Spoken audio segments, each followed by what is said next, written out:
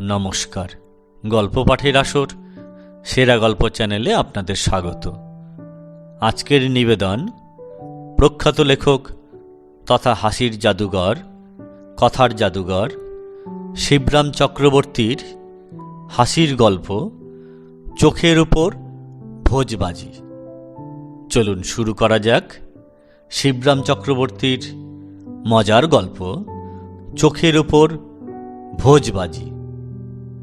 সবার উপরে মানুষ সত্য, ঘোরতর সত্যি কথা। ওপরওয়ালার যে প্রচণ্ডভাবে অমোঘ তা কে না জানে, কিন্তু মানুষ আর কতক্ষণ উপরে থাকতে পায়? ওপরের মানুষটির কতক্ষণ আর উপরি উপায়ের সুযোগ থাকে? আপন কর্মদোষে আপনার থেকেই কখন নিচে নেমে পড়ে। আমরা তো হর্ষবর্ধনকে অদ্বিতীয় বলেই জানতাম, কিন্তু তিনি যে নিজ গুণে দ্বিতীয় স্থান অধিকার করতে পারেন তা কখনো আমার ধারণার মধ্যে ছিল না। ধারণা পাল্টালো ওর গিন্নির কথায়। যেতেই তিনি বেশ খাপ্পা হয়ে কথাটা জানালেন আমায়। বললেন যে লোকটা তো একদিন বেশ চৌখসি ছিল, কিন্তু আপনার সঙ্গে মিশবার পর থেকেই দেখছি কেমন ধারা ভোতা মেরে যাচ্ছে। বুদ্ধিশুদ্ধি বলতে আর কিচ্ছু নেই। কিন্তু আমাকে তো আমি রীতিমতো ধারালো বলেই জানতাম।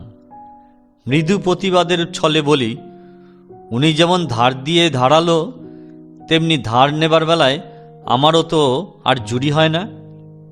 ধারালো লোকের ধার ঘেঁষতে নেই কক্ষনো, পাশ থেকে ফোড়ন কাটে গোবরা।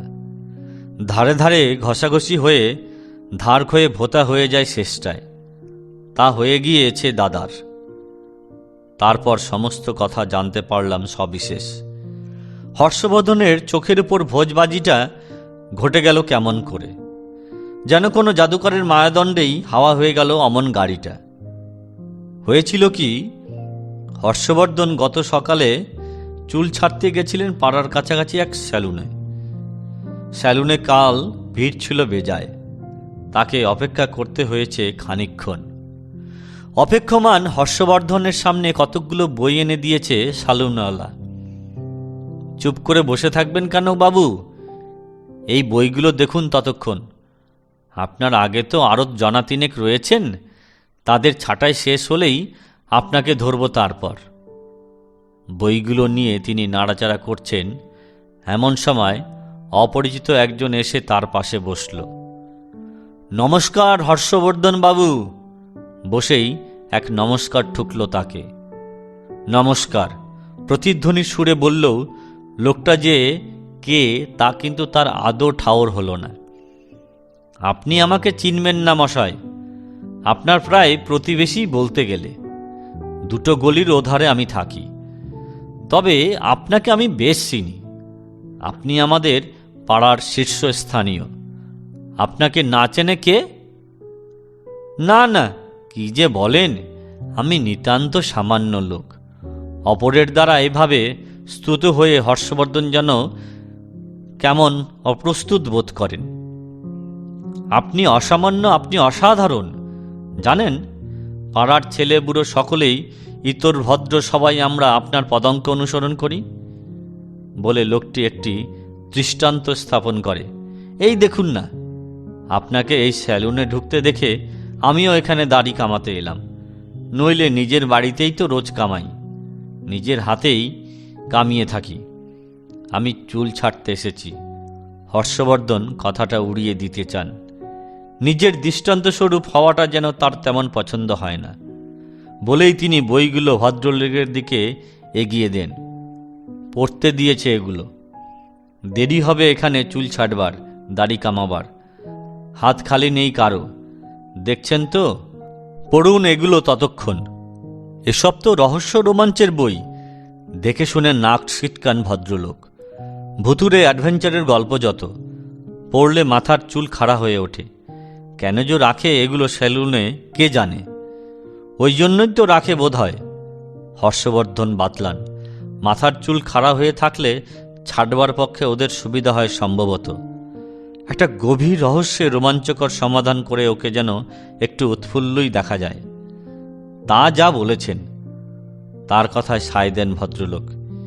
এই এলাকায় এই একটাই তো ভালো সেলুন, তবে এই বড় রাস্তার ওপরে, পাড়ার থেকে অনেকটা দূরে। রোজ রোজ আর কে এখানে দাড়ি কামাতে আসছে বলুন? এধার দিয়ে যাচ্ছিলাম, আপনাকে ঢুকতে দেখলাম বলেই না। তা আপনার গাড়িটা কোথায় রাখলেন?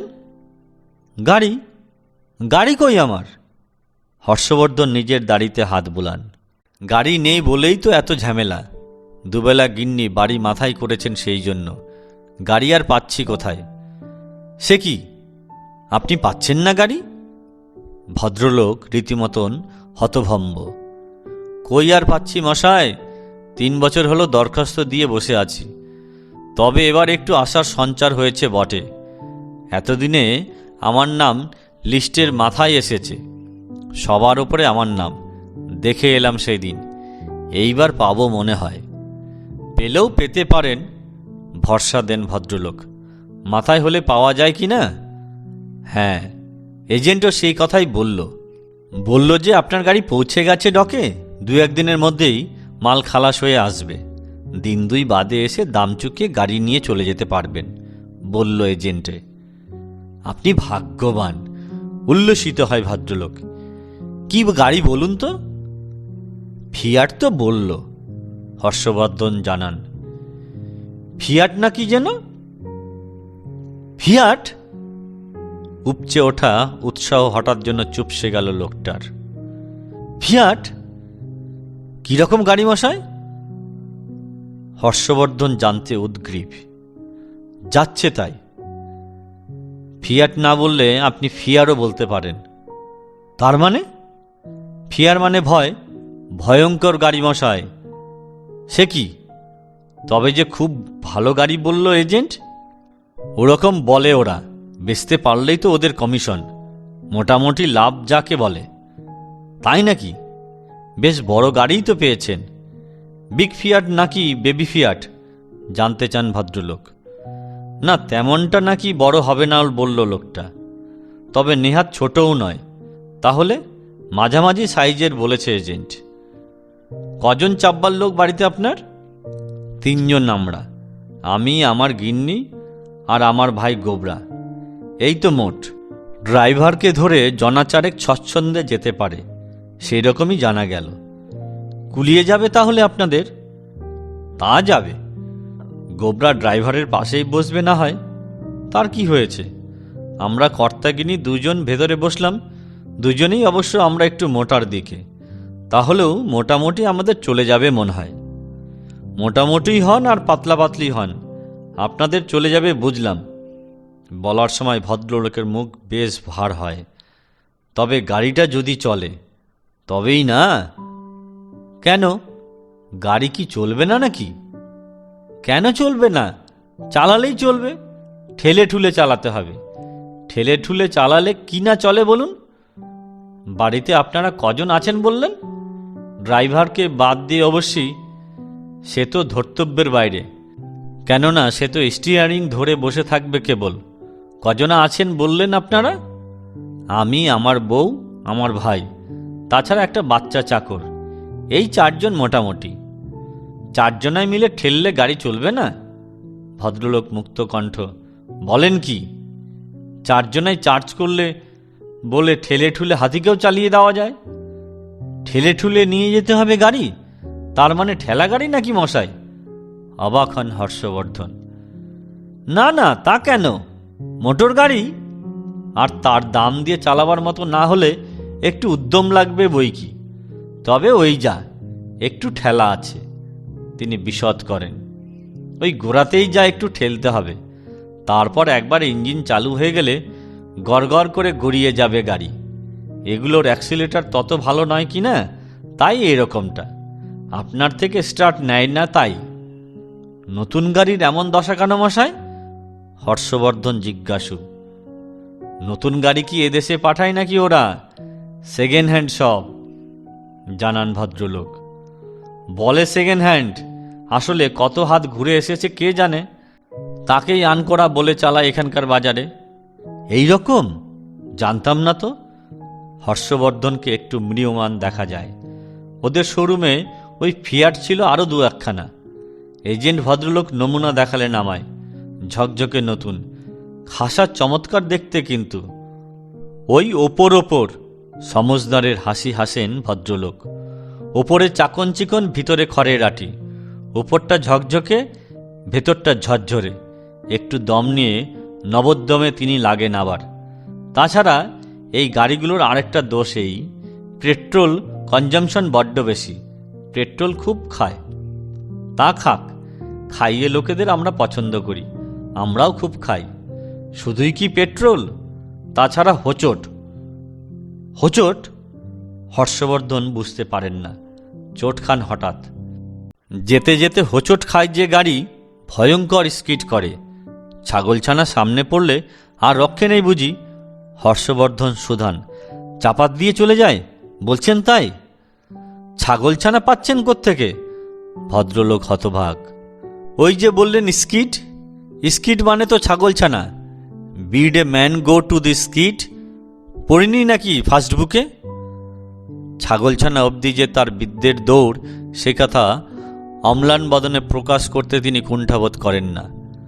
না না, সে তো হলো গিয়ে কিড, এটা স্কিড। তার মানে যেতে যেতে হঠাৎ লাফিয়ে যায় গাড়িটা, টক করে বেটক করে গিয়ে পড়ে। আর এই করে বেমাক্কা মানুষ খুন করেও বসে মাঝে মাঝে। হ্যাঁ? আতকে ওঠেন হর্ষবর্ধন। মারাত্মক গাড়ি মশাই, তবে আর বলছি কি? কি সর্বনাশ! সর্বনাশ বলতে গাড়ির ব্রেকটাই আসলে খারাপ। হাড়ে হাড়ে টের পাইয়ে দেবে আপনাকে। রাস্তায় যত খুন জখম হবে আপনার গাড়ির তলায়, তার খেসারত গুনতে গুনতে দুদিনেই আপনি ফতুর হয়ে যাবেন। লাখ টাকার ক্ষতিপূরণ গুনেও আপনি আর পার পাবেন না। লাখ লাখ টাকা ফাঁক হয়ে যাবে ওই গাড়ির জন্যই বলছেন আপনি? ওই ব্রেকের জন্যই ব্রোক হতে হবে আপনাকে শেষতক। ভদ্রলোকের শেষ কথা। ব্রোক হবার আগেই যেন ব্রেকডাউন হয় হর্ষবর্ধনের। ভেঙে পড়েন তিনি। শুনেই না, আর কলিশন হলেই তো হয়েছে। যদি আর কোনো গাড়ি কি ল্যাম্পপোস্টের সঙ্গে একটু ধাক্কা লাগে, তাহলে তক্ষুনি ভেঙে চুরমার। যা ঠুনকো গাড়ি মশায়! তাহলে তো আমরাও খতম হয়ে যাব সেই সঙ্গে। খতম না হলেও জখম তো বটেই। তবে গাড়িটা কিনেই ইন্স্যুরেন্স করিয়ে নেবেন। আপনারও লাইফ ইন্স্যুরেন্স করে রাখবেন নিজেদের, তাহলেই কোনো ভয় থাকবে না। আর দুদিকেই রক্ষা পাবে। তাহলে কোম্পানির থেকে দুটোরই খেসারত পেয়ে যাবেন। তখন মারা গিয়ে টাকা পাওয়ার কি কোনো মানে হয়? তার কথায় হর্ষবর্ধন তেমন ভরসা পান না। আর নাই যদি বা মরি, কেবল হাত পাই হারাই, কিন্তু তা হারিয়ে অর্থ লাভ করাটা কি একটা লাভ নাকি? সেটা দৃষ্টিভঙ্গির তারতম্য। যে যেমনটা দেখে। কেউ টাকা উপায় করার জন্য সারা জীবন ব্যয় করে, কেউ বা জীবন রক্ষা করতে গিয়ে দু হাতে টাকা ওড়ায়। যার যেমন অভিরুচি। ইস, ফেঁসে গিয়েছিলাম তো আরেকটু হলেই। ফাঁসিয়ে দিয়েছিল গাড়িটা। কি ভাগ্যি আপনার সঙ্গে দেখা হলো আজ। আপনি বাঁচিয়ে দিলেন মশাই, আমাকেও আর আমার টাকাকেও। না না, তাতে কি হয়েছে? আপনি ঘাবড়াবেন না। চাপবার জন্য কি আর গাড়ি, তার জন্য তো ট্যাক্সিই রয়েছে। রাস্তায় পা দিয়েই যদি ট্যাক্সি মিলে যায়, তাহলে তার চেয়ে ভালো আর হয় না। আর তা সস্তাও ঢের। এধারে দেখুন, এসব গাড়ির পিছনে খরচাটা কি কম? ঠুনকো গাড়ি, পচা কলকবজা, একটুতেই বিকল, অর্ধেক দিন কারখানার গ্যারেজেই পড়ে থাকবে। তারপরে মেরামত হয়ে এলেও দুদিনেই আবার যে কেসেই। এমন গাড়িতে আমার কাজ নেই। এ গাড়ি আমি নেব না। না না, নেবেন না কেন? বললাম না, চাপবার জন্য তো গাড়ি নয়। গাড়ি হচ্ছে বাড়ির শোভা, বাড়ির ইজ্জত বাড়াবার। বাড়ির সামনে একটা গাড়ি দাঁড়িয়ে থাকলে পাড়াপড়শির কাজে মান বেড়ে যায় কত। আমার গিন্নিও সে কথা বলেন বটে। বলেন যে একটা গাড়ি নেই বললেই পাড়াপড়শির কাছে মুখ দেখানো যাচ্ছে না। ঠিক বলেন তিনি। বাড়ি গাড়ি এসব তো লোককে দেখানোর জন্যই মশাই, দেখে যাতে পাড়ার সবার চোখ টাটায়। তবে এই যা গাড়ি, চোখে আঙ্গুল দিয়ে তো দেখানো যাবে না পরিচিতদের, বলেন ভদ্রলোক। তেমন করে দেখাতে গেলে তো তাদের চাপা দিয়ে দেখাতে হবে। নিদেন চাপা না দিলেও গা ঘেঁষে গিয়ে কি গায়ে কাদা ছিটিয়ে গেলেও চলে, কিন্তু তা তো আর এ গাড়িতে সম্ভব হবে না। গাড়ি চালু হলেই তবেই না কাদা ছিটবের কথা। তবে হ্যাঁ, পরশুদের কানে আঙ্গুল দিয়ে দেখাতে পারেন বটে। কানে আঙ্গুল দিয়ে? তিনি অবাক হন। সে আবার কি রকম ধারা? কেন, ওই ঘচাং ঘচ? ওইটা করতে পারেন আপনারা, ওই ঘচাং ঘচ। ঘচাং ঘচ? হ্যাঁ, আপনারা 4 জন আছেন বললেন না? কর্তা, গিন্নি, দেওর আর বাড়ির চাকর, 4 জনই তো রয়েছেন। বাড়ির দেউড়িতে থাকবে তো গাড়ি, গাড়ির 4 দরজায় আপনারা 4 জন দাঁড়াবেন। তারপর ওই ঘচাং ঘচ। ঘচাং ঘচ কি মশাই? বারবার শুনে বিরক্ত হন হর্ষবর্ধন। আপনারা 4 জন মিলে গাড়ির 4টে দরজা খুলুন আর লাগান, ঘন্টায় ঘন্টায়, ঘন্টার পর ঘন্টা, কেবল ঘচাং ঘচ, ঘচাং ঘচ, ঘচাং ঘচ চলতে থাকুক পরম্পরায়। রীতিমতন কানে আঙ্গুল দিয়ে টের পেতে হবে পড়শিদের যে হ্যাঁ, গাড়ি একখানা আছে বটে পাড়ায়। চালান দিনভর ওই ঘচাং ঘচ। কিন্তু না হোক ঘচাং ঘচ করাটি কি ভালো? তাহলে ঘচাং ঘচের ফাঁকে প্যাঁপও চালাবেন, তাও করতে পারেন ইচ্ছে করলে। প্যাঁপও? একটু যেন ভরকেই যান তিনি। হ্যাঁ, প্যাঁপও। গাড়ির সব কিছু বাজে হলেও ওর হর্নটা কিন্তু নিখুঁত। সেটা বেশ বাজে, মাঝে মাঝে তাই বাজান। চলুক ওই প্যাঁপও আর ঘচাং ঘচ। দূর মশাই ঘচাং ঘচ, আমি এক্ষুনি চললাম অর্ডার ক্যান্সেল করতে। অমন ঘচাং ঘচে গাড়ি আমার চাই নে। চুল না ছেটেই তীর বেগে বেরিয়ে পড়লেন হর্ষবর্ধন। গাড়ি খারিজ করে দিয়ে বাড়ি ফিরলেন। তারপর, না গিন্নি, ঘচাং ঘচ করা পোষালো না আমার পক্ষে বলে বাড়ি ফিরে গিন্নির কাছে পারতে গেছেন গাড়ির কথাটা। তিনি তো বাড়ি তোলপাড় করে তুললেন। কর্তার বোকামির বহর মাপতে না পেরে কিছু আর তিনি বাকি রাখলেন না তার। বউয়ের বকুনি খেয়ে আজ সকালেই আবার তিনি মুখ চুন করে গেছেন সেই এজেন্টের কাছে। গাড়িটা চাই মশাই, আমি মত পাল্টেছি আমার। গাড়ি আর কোথায়? আপনি অর্ডার ক্যান্সেল করে যাবার পর যিনি 2 নম্বরে ছিলেন, আপনার ঠিক পরেই ছিলেন যিনি, পেয়ে গেছেন গাড়িটা। ওই যে তিনি ডেলিভারি নিয়ে বেরিয়ে আসছেন এখন। তিনি দেখিয়ে দেন। তবে যদি বলেন আপনার নাম আমি 2য় স্থানে রাখতে পারি, অতঃপর এর পরের পর যে গাড়ি আসবে সেইটা আপনি পাবেন। ফের আবার 3 বছরের ধাক্কা হয়তো। হর্ষবর্ধনের চোখের উপর দিয়ে প্যাঁপো করতে করতে চলে গেল গাড়িটা। তার মুখ দিয়ে বেরুতে শোনা যায় শুধু, সেই ভদ্রলোক দেখছি, সেলুনের আলাপি কালকের সেই ঘচাং ঘচ। অদ্বিতীয় সেই ভদ্রলোককে দেখে আপন মনেই তিনি খচখচ করেন। ধন্যবাদ। গল্পটি ভালো লাগলে অবশ্যই আমার চ্যানেলটিকে সাবস্ক্রাইব করুন। আগামীতে আরও সুন্দর সুন্দর, আরও হাসির এবং মজার গল্প নিয়ে হাজির হব আপনাদের সামনে। ভালো থাকবেন।